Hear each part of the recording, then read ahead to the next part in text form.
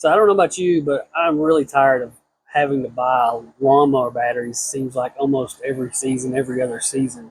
What I want is a practical solution for me. I don't recommend anybody else doing this because I don't know the long-term effects that it may have on your batteries or on the lawnmower. This is just for me and what I'm going to do. So don't do this at home.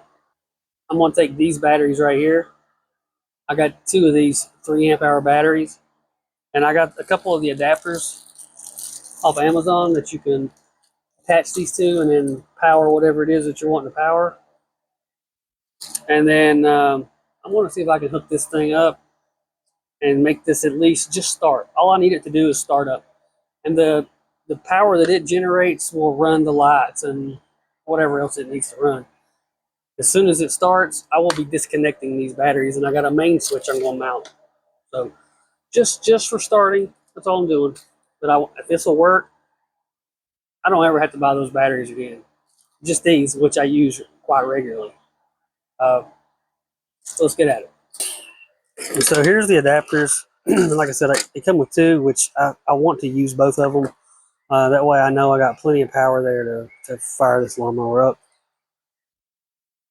I went ahead and I kind of take the screws out of this one because I'm debating on whether or not to run this up. This comes with 12-aught wire on it, and I would like it to be a little bigger. I mean, the good thing is, I guess, I'm going to be running through two, and I'm running 18 volts. It won't require as much amperage to get it going, but I still, those starters will pull 200 amps or give or take, and that's that probably ain't gonna cut it.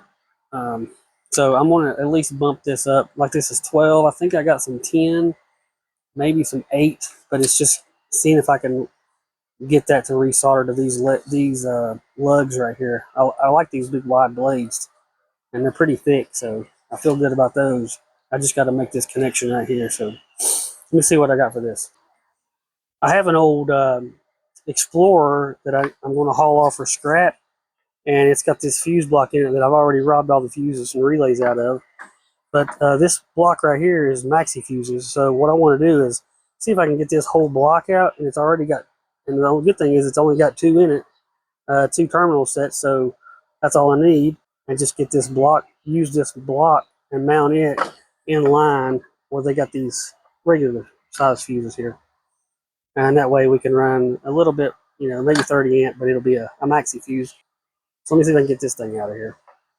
I got my 4 wires here, my pigtails. I pulled them out of the other fuse block section there. And what I'll do is, because these are small, even though they're on this maxi fuse block, I'm going to pull these out, and I'm going to get all these put in here on each side, and then that way I can run a maxi fuse in here, and I will splice these in to this. I'll cut this fuse right here out, and splice these wires into this, which these all look to be around 12 gauge.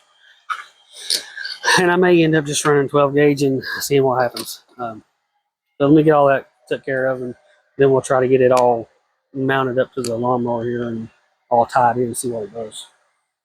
So right here is where I think I'm going to mount them. The hood stops right here, so, and there's nothing in behind this, back behind it. So I think I'm going to mount these something like this. I do have one more thing that I want to mount, which this is what's going to disconnect the batteries from the tractor once it fires up.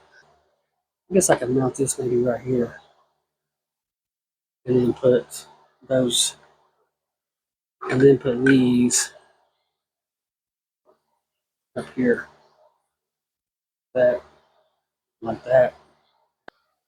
So here's the mounting holes I got to use for it, and I'm going to use a couple of these small bolts like this, and I got to drill these out a little bit, and then what I'm going to do is heat this a little bit and take some pliers and pull this where the head of this sinks into that plastic, and that way once it dries, it'll hold that bolt head, and I can tighten the nut up on the backside without this thing spinning, because it's recessed there.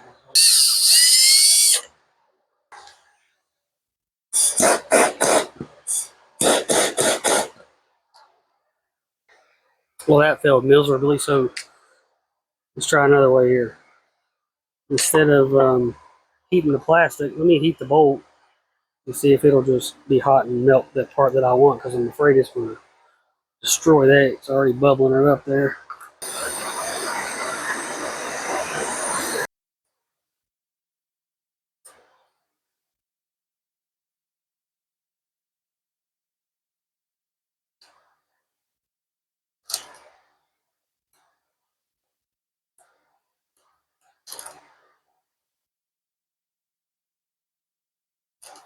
There we go. That's what I wanted. And I went ahead and marked right here where I want to put my main switch. So I'm going to put the disconnect switch right here. I'm going to mount it something along these lines. And then that way it leaves room over here so that I can put my maxi fuse block. I can mount it on the inside in here and tie all my connections together.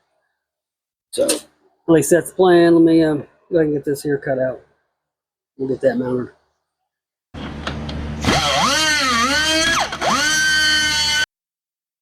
I guess I'll go ahead and get this mounted up, and then we'll get all our wires running.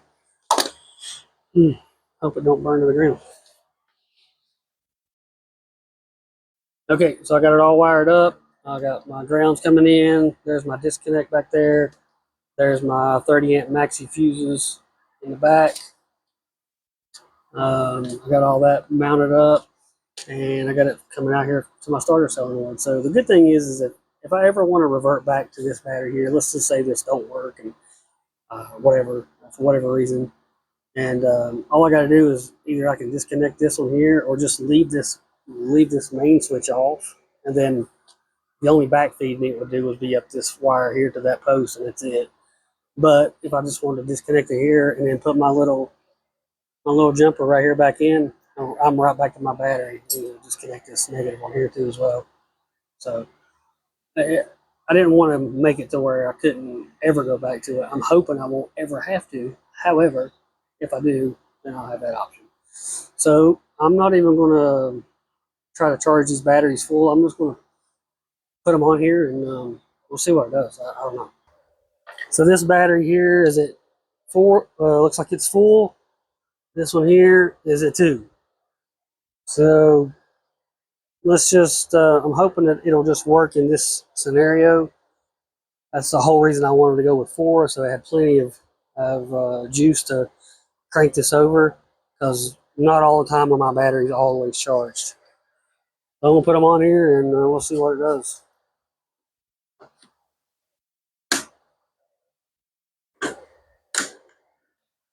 All right, here's the main switch. So when this turns on, technically it should be ready to roll. Go ahead and choke it up here. All right, so battery voltage should be flowing. We'll see what it does.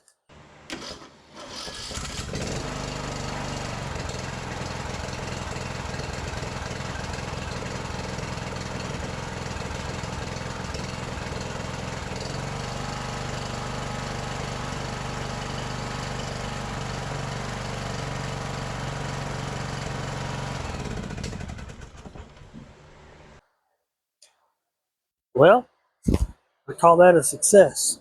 I don't see nothing blazing up, and nothing is super hot. It did give a stumble there at first, but it was able to pull through. And these things are, even with this battery, it would do that. It would turn and catch, and then you have to key off and key back on and take off again. So let me try it again here. So we should be hot and contact.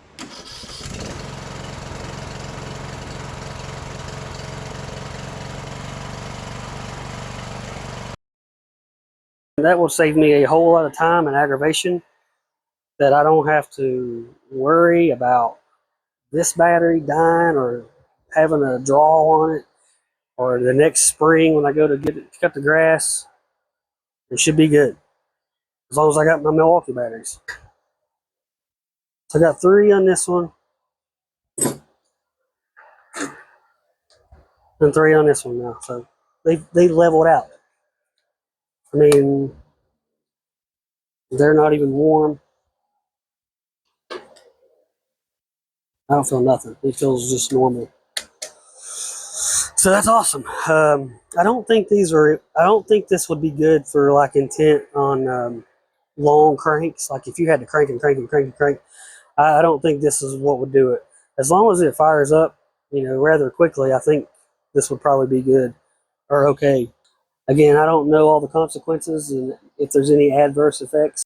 Hope you enjoyed the video, and we'll catch you next time.